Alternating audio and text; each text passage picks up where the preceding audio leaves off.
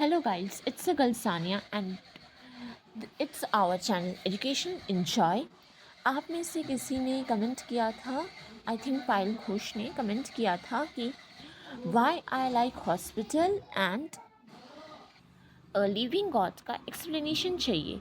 So here I am with why I like hospital और इसके लेखक हैं जॉनी हॉगलैंड. तो आप लोग को मैं हमेशा ही दिखाती हूँ कि पोएट या फिर उसके कहानी के लेखक कौन हैं. ठीक है, तो ये है टॉनी हॉगलैंड जो कि ऐसे दिखते हैं. अब चलिए हम लोग शुरू करते हैं हमारे वाई आई लाइक हॉस्पिटल से. पहले ही बता दूँ, मैंने एक्सप्लेनेशन लिख के रखा है पर मैंने वो जो लाइन्स है वो नहीं लिखे, वो मैं बोलने वाली हूँ. Because it is all right to be in a bad mood there. Because it is all right to be in a bad mood there. Slouching along through the underground garage, riding wordlessly on the elevator with the other customers, staring at the closed bridge doors like a prison wall. Like a prison wall.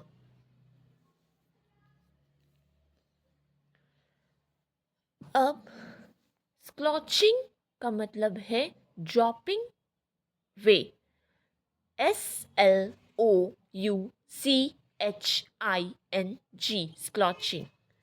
और elevator का मतलब है compartmental house. बिच का मतलब है वो एक light है जो कि इसका कलर येलो, ब्राउन और ग्रेश है. ठीक है. So the poet speaker begins straight with his explanation as to why he likes the hospital. It is because it's all right to display one's bad mood or to express one's pain in hospital. And nowhere else.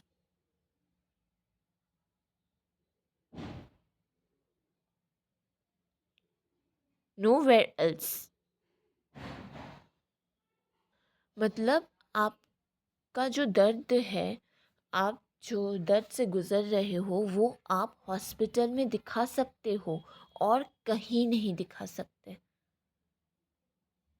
और मैंने यहाँ पे गलती से now बोल दिया था. I am so sorry for that. It's nowhere else. Okay. Actually in the modern day, society hardly have scope to express our real feelings openly. हाँ, अगर आप अपने अंदर की सब सच सच बता दोगे किसी को तो फिर वो इंसान हो सकता है कि आपकी कमजोरी का फ़ायदा उठाए. So we always try to wear a smile in public even if we are not feeling good from the inside. तो इसी कारण से वो आपका कमजोरी का फ़ायदा नहीं उठा सके, तो इसी कारण से हम लोग क्या करते हैं, हंसते हैं सबके सामने. हंस के अपना जो अंदर में हमें बुरा लगता है या फिर ख़राब लगता है उसे दबा देते हैं. Thus the opening line of the poem is Hogland humorous but critical jibe at the contemporary life. जाइब का मतलब है कि अगर आपको आप अपना फीलिंग्स किसी को बता दे रहे हो, ठीक है, और फिर वो इंसान आपका फीलिंग्स का इंसल्ट कर दे, ठीक है, तो इसीलिए अपने अंदर वो फीलिंग्स छुपा के रखने का, किसी को अपनी सच्ची फीलिंग्स नहीं बताने का, सिवाय अपने परिवार के सदस्यों को छोड़ के. In next three lines, the poet describes the experience of navigating through the hospital, slouching along in the underground garage and riding the elevator in silence. The patients stare at the closed beige colored doors of the lift, which become symbolic of confinement and restriction. Confinement मतलब आपको अंदर जाने का मन है, restriction मतलब आप नहीं जा सकते, कुछ रूल्स एंड रेगुलेशंस है. Here's also poet criticize the business mindedness of the hospital for treating the patients as customer. हाँ, हॉस्पिटल में क्या होता है ना कि पेशेंट को कस्टमर जैसा डील किया जाता है. कस्टमर मतलब आप मान लो एक शॉप में आप सब कुछ रख रहे हैं, ठीक है, और आपसे कोई चीज़ खरीदने आता है. जो चीज़ खरीदने आता है ना, जो व्यक्ति चीज़ खरीदने आता है वही हो जाता है कस्टमर. अभी हम लोग सेकेंड स्टैंजा पढ़ने जा रहे हैं, ठीक है. I like the hospital for the way it grants permission for pathos. The mother with cancer deciding how to tell her kids, the bold girl gazing downward at shunt installed above her missing breast. Pathos का मतलब होता है feeling sadness. Bold girl का मतलब होता है जिसके head में कम बाल हो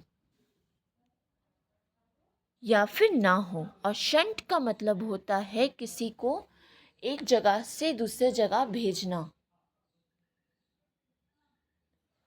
the speaker reiterates that he likes the hospital because it is the only place where you have permission for pathos or instance emotion.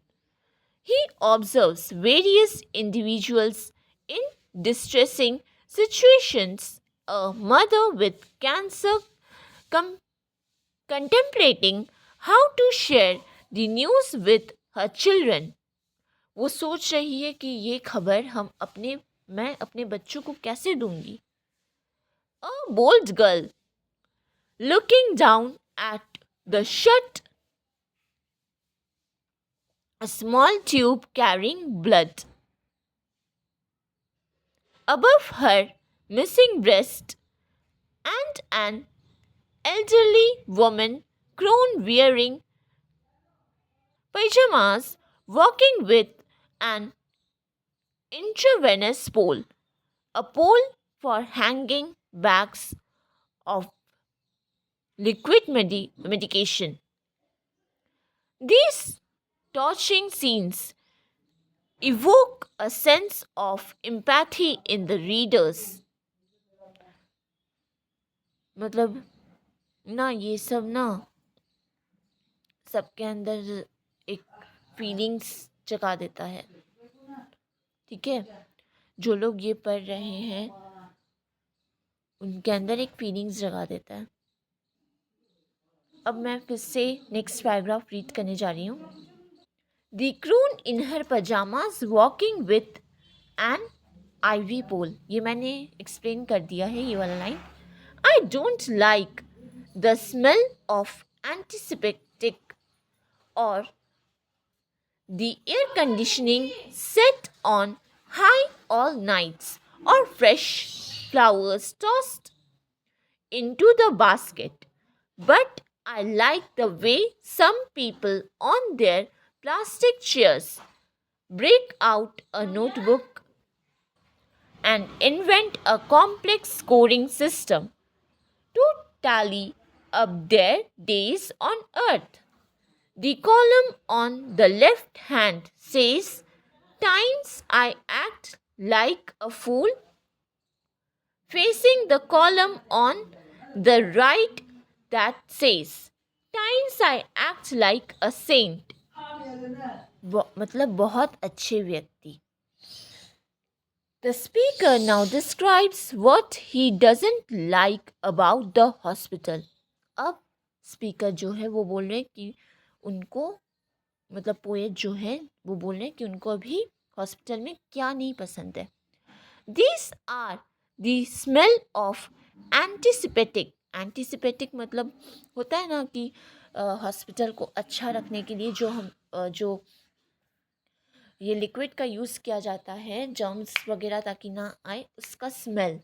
The constant air conditioning running at high speed, AC जो high speed में चला दिया जाता है, making the temperature low and the fresh flowers thrown into the dustbin.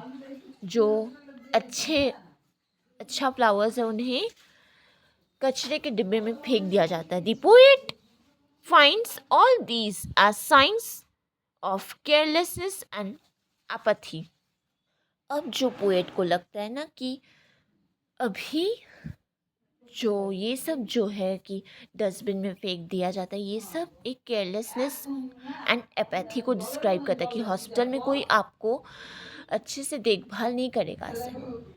But the speaker likes the unique behaviour of some patient in hospital.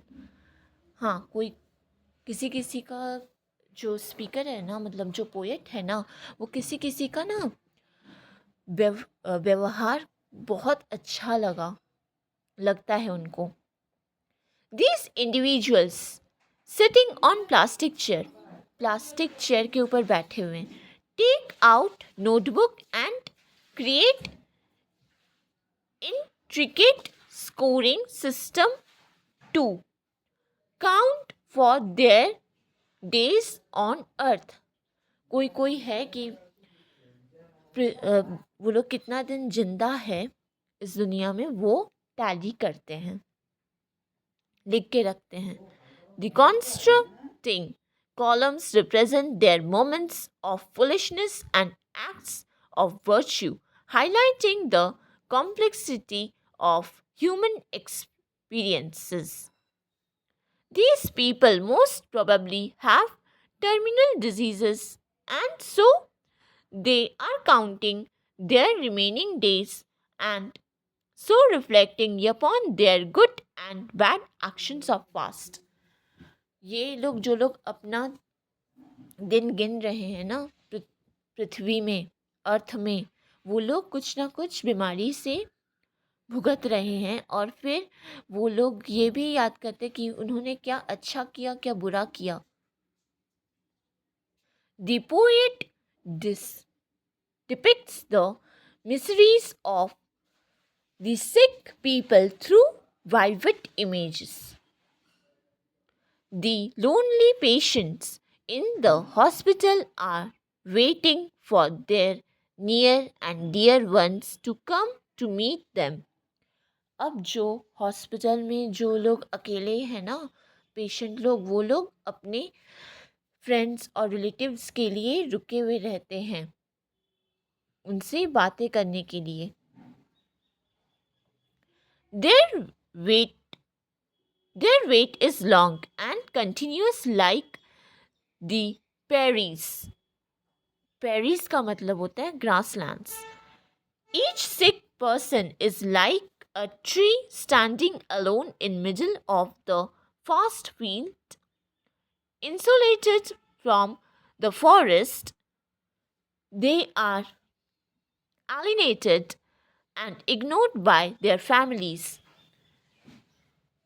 मतलब कि ये जो सिक पर्सन है ना, मतलब बीमार व्यक्ति यहाँ पे जो है, वो लोग को उन लोग के फैमिली मेम्बर्स जो है ना देखभाल नहीं करते, केयर नहीं करते, उन्हें इग्नोर कर देते हैं बात बात पे। अब चलिए ये वाला पैराग्राफ मैं रीड कर देती हूँ। I like the long period of waiting, the force intimacy of self with the self. Each sick person standing in the middle of a field, like a tree wondering what happened to the forest।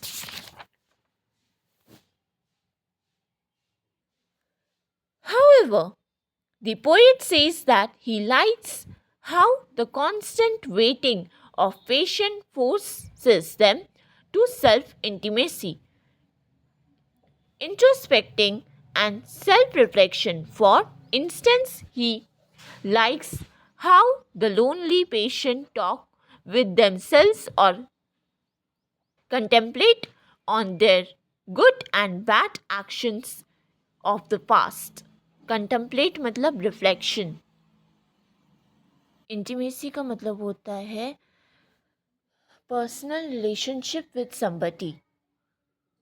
अब next paragraph मैं read कर रही हूँ. And once I saw a man in lime green dressing gown, hunched over in a chair, a man who was not yelling at the doctors or pretending to be strong or making. Once again, I am reading this because I don't know till how much you have heard. Video was suddenly stopped, that's why. And once I saw a man in a lime green dressing gown, hunched over in a chair, a man who has not yelling yet at the doctors or pretending to be strong or making a murmured phone call to his wife, but one sobbing without shame, pumping it out from the bottom of the self, the overflowing bilge of helplessness and rage, a man no longer expecting to be saved. Hunched का meaning होता है sit or stand with raised top. HUNCHED. शॉबिंग का मतलब होता है कांपना. The speaker now recalls a specific encounter with a man wearing a lime green dressing gown. He was bent down in a chair, unlike others who may put up a disguise of strength or frustration. This man openly shops without shame.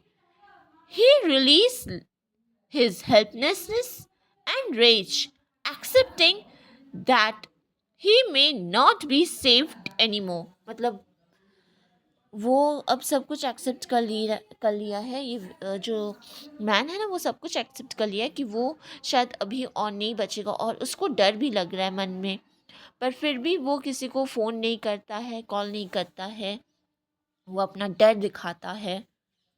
So understandable, this patient has been diagnosed with a terminal disease and has no hope to recover. इसमें ना कोई chance, hope ही नहीं है, उसको उम्मीद ही नहीं है कि वो रिकवर कर सकता है, वो ठीक हो सकता है. So he is expressing his innermost feeling without shame. तो वो अपने अंदर का जो फीलिंग्स है ना, उसको दिखा रहा है, शो कर रहा है, बिना शर्माए. As the hospital is only place where one can express one's mind so openly. हाँ, हॉस्पिटल ही एक जगह है जहाँ पे सब अपना मन का बात एक्सप्रेस कर सकता है, बोल सकता है, दिखा सकता है, और वो भी खुला माइंड में. But if you looked, you could see that he was holding his own hand in sympathy. Sympathy का मतलब दया. Listening to every single word, and he was telling himself everything. The poet speaker now addresses the readers directly using the word you. He draws our attention to the fact that the patient was actually consoling or giving support to himself. अपने आप को वो support कर रहा था. Holding his own hands in sympathy, as there was no one else to hold his hands and sympathize with him. अपना हाथ अपने ही पकड़ा था, क्योंकि और कोई नहीं था उधर उसको संभालने के लिए. And the man was talking to himself, listening to every single word he was uttering. Utter का मतलब होता है बात करना हल्की आवाज में. There was nobody else to care for him or talk to him. वहाँ पे कोई और नहीं था जो उसकी देखभाल करे या फिर उससे बात करे. The poet thus highlights the utter loneliness of terminal patient who is now left alone. Poet जो है ना वो पेशेंट के बारे में, पेशेंट के अंदर जो चल रहा है उसको हाईलाइट करते हैं.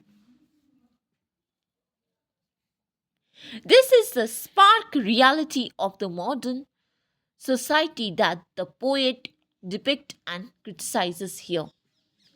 बहुत अच्छे से पोएट हमें रियलिटी के बारे में बोलते हैं मॉडर्न सोसाइटी का. This is our channel Educational Enjoy, and here we end Why I Like Hospital by Tony Hogland. Please like share and subscribe our channel education enjoy. अगर आप लोग को पसंद आया है तो मत भूलिएगा.